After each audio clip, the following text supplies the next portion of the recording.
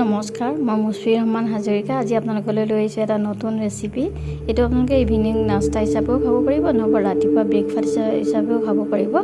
একদম ঘৰতে থকা সাধাৰণ কিছুমান বস্তুৰে বনাইছোঁ। চাবচোন কি লাগে। একদম সাধাৰণ বস্তু লাগে, আপোনালোকৰ ঘৰতে আপোনালোকৰ থাকেই এইবিলাক বস্তু। প্ৰথমে লাগিব ময়দা, নিমখ, আলু, পিঁয়াজ কেইটামান, মজৰেলা চিজ, জালুক গুড়ি, ৰং গুড়ি আৰু অলপমান ৰিফাইন। প্ৰথমে ময়দাখিনি এটা বলত লৈ ল'ব, তাত অলপমান নিমখ দিব আৰু তাত ৰিফাইন দিব। জোখটো আপোনালোকে নিজৰ মতে যেনেকৈ ৰুটি বনাবলৈ খোজে তেনেকৈ দিলে হ'ল। আৰু ইয়াত আপোনালোকে গৰম পানী দিব। এইটো কোনো এটা মেজাৰমেণ্টৰ কথা নাহে আৰু আপোনালোকে যেনেকৈ আটা ডোটো বনাই আমি ৰুটি খাবলৈ তেনেকৈ বনালেই হ'ব। ভালদৰে খুব মিক্স কৰিব যাতে চব ধুনীয়াকৈ মিক্স হৈ যায়। এইটো ৰুটিৰ আটা ডোটোৱে হয় আৰু এইটো মোৰ আটাৰ ডোটো ৰেডি হৈ গ'ল। এতিয়া এখন টাৱা লৈ তাত অলপমান ৰিফাইনো দিব বা বাটাৰ দিয়ে, যি ভাল পায় আপোনালোকে, নহ'বা কাটি ঘিউটো দিব পাৰে। মই অলপ পিঁয়াজকেইটা যে লৈছিলোঁ, অলপ মই মিহি মিহিকৈ কাটি লৈছোঁ। মিহি মিহিকৈ কাটি লৈ তেতিয়া মানে ফ্ৰাই কৰিব লাগিব। এতিয়া ইয়াত পিঁয়াজখিনি দিয়াৰ পিছত ভালদৰে মিক্স কৰিব। আৰু এইটো আপোনাৰ যেতিয়ালৈকে মানে ৰং এটা নুঠে, ৰঙা মানে স্লাইট ৰঙা হ'ব আৰু ভালকৈ মিক্স কৰি থাকিব আপোনালোকে। অলপ টাইম লাগিব, পিঁয়াজবোৰ আজিকালিতো সোনকালে নিসিজে, এইটো অলপ সিজিবও লাগিব পিঁয়াজটো। তাত অকণমান আপোনালোকে নিমখ দি দিব।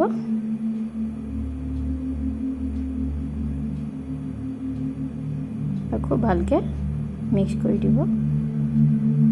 তাৰপিছত মই যে আলুকেইটা লৈছিলোঁ, এইকেইটা মই গ্ৰাইণ্ড কৰি ল'লোঁ। আপোনাৰ গ্ৰাইণ্ডাৰ মেচিনত নহয় দেই, যিখন পিহনা থাকে আমাৰ পিহনাখনত কৰি লৈ অলপ মই বইল কৰি লৈছোঁ। আপোনালোকে আলুকেইটা বইল কৰিও পিহনাত মাৰিব পাৰে।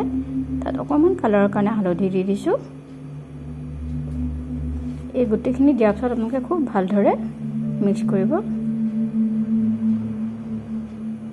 আৰু লৰাই থাকিব যাতে ভালদৰে ৰঙা হৈ যায়। এনেকৈ আপোনালোকে অলপ দেৰি থৈ পেলাই পানী দি অকণমান দেৰি ঢাকিও দিব পাৰে, অলপ আলুটো সিজিবৰ কাৰণে। বইল আলু হ'লেতো কথাই নাই, একো কৰিব নালাগে। যদি আপুনি কেঁচাই পিহনাত মাৰে তেতিয়া সিজাই ল'ব লাগিব। এনেকৈ কৰি থাকিব। অলপ সময়ৰ পাছত দেখিব মোৰ প্ৰায় হৈ গৈছে যেনেই লাগিছে।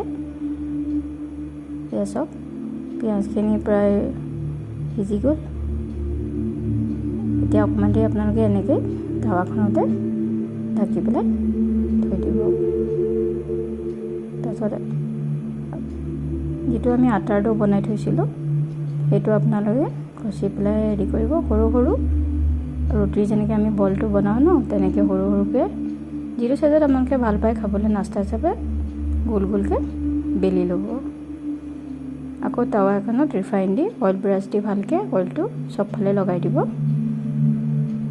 তেনেকৈ কৰিলে আচলতে গোটেই চবতে লাগি যায় টাৱাখনৰ অইল ব্ৰাছটো দি কৰিলে।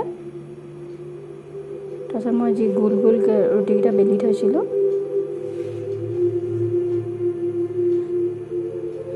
আপোনালোকৰ টাৱাখনত যেইটা জোৰে দিব, মোৰ ইয়াত 3টাই জুৰিছে। গেছটো চিমত ৰাখিব আপোনালোকে, বেছি হাই কৰি নিদিব।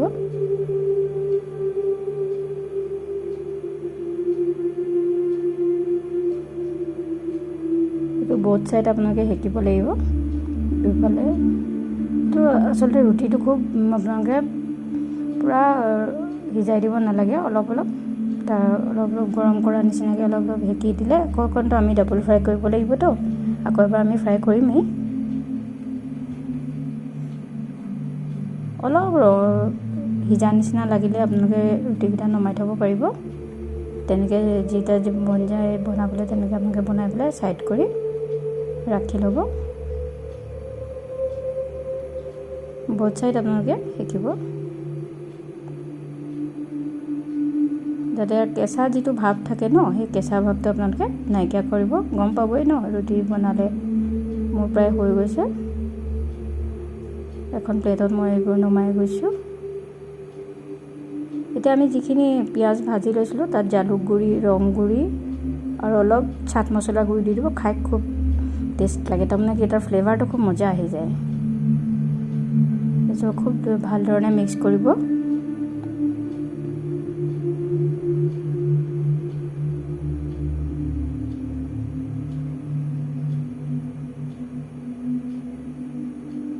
ইয়াত আপোনালোকে কণী ভাজি দি দিব পাৰে এইটো মোৰ ৰেডি হৈ গ'ল আকৌ তাৱাখনত অলপমান অইল দি পেলাই অইল ব্ৰাছডাল দি ভালকৈ চবফালে লগাই দিব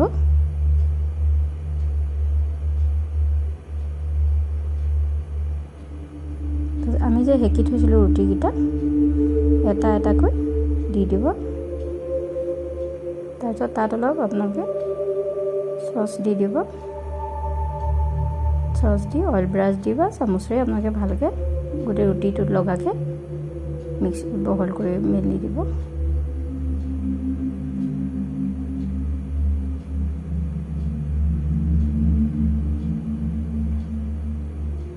তাৰপিছত আমি যিখিনি পিঁয়াজ ফ্ৰাই কৰি থৈছিলোঁ তাৰ সেইখিনি আমি ইয়াত এতিয়া দিম এটা ছাইডে দিব দেই গোটেই ৰুটিটোত দিব নালাগে এটা ছাইডত ভালকৈ মিলাই দি দিব অলপ অলপকৈ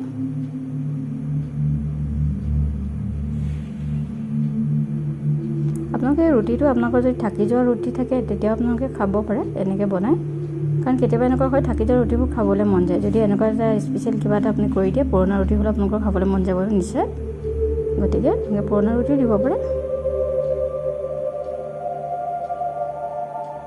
এনেকৈ আধা ছাইডত আপোনালোকে দি দিব ইয়াত তাৰপিছত মই এয়া মজৰেলা চীজ বনাইছিলোঁ ঘৰতে যদি আপোনালোকৰ মজৰেলা চীজৰ ৰেচিপিটো লাগে মই এটা ভিডিঅ' বনাওঁ বুলি ভাবিছোঁ যদি আপোনালোকে কমেণ্ট কৰিব যদি প্ৰয়োজন বুলি ভাবে মোক কমেণ্টত লিখিব তেতিয়া মই নিশ্চয় উৎসাহ পাম আৰু আপোনালোকে ক'লে যে মজৰেলা চীজটো ঘৰতে বনাব পাৰি এইটো মই ঘৰত বনোৱা মজৰেলা চীজেই হয় যদি লাগে কমেণ্ট কৰিব মই নিশ্চয় এটা ভিডিঅ' আপলোড কৰিম আপোনালোকে কিবা এটা ক'লে উৎসাহ পাওঁ আচলতে এতিয়া এনেকৈ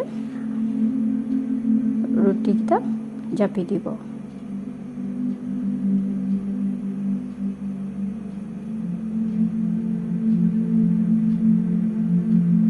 এতিয়া জাপি দিয়াৰ কাৰণে আমাৰ ইয়াত জেগাও লৈ গ'ল তেতিয়া আপোনালোকে এটা ছাইডত থৈ পেলাই টাৱাখনত আকৌ বাকী যিকেইটা আছে আপোনালোকে চেম প্ৰচেছতে কৰি ল'ব আপোনালোকে ইয়াত স্পেচিয়েল বনাবলৈ আৰু কিবা কিবি ভিতৰত ধেৰ দিব পাৰে চীজ দিব পাৰে এইটো মই মজৰেলা চীজ দিছোঁ বা মেয়নিজো দিব পাৰে আপোনালোকে চেম প্ৰচেছতে এইকেইটা মই বনাইছোঁ আকৌ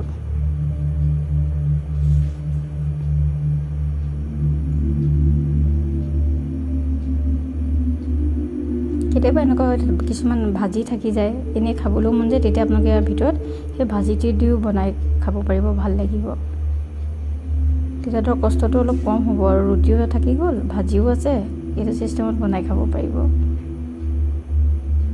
খালি চীজটো দিলে অলপ ভাল হয় চীজ নাথাকিলে আপোনালোকে মেয়নিজ দি দিব একো কথা নাই চীজটোতো আপোনাৰ অপশ্যনেল হয় আপুনি স্কিপো কৰিব পাৰে যদি চীজ নাথাকে তেতিয়া আপোনালোকে নিদিলেও হয় মোৰ এতিয়া প্ৰায় ৰেডি হৈ গ'ল এতিয়া চব এতিয়া ভালকৈ দুটা ছাইড আপোনালোকে লৰাই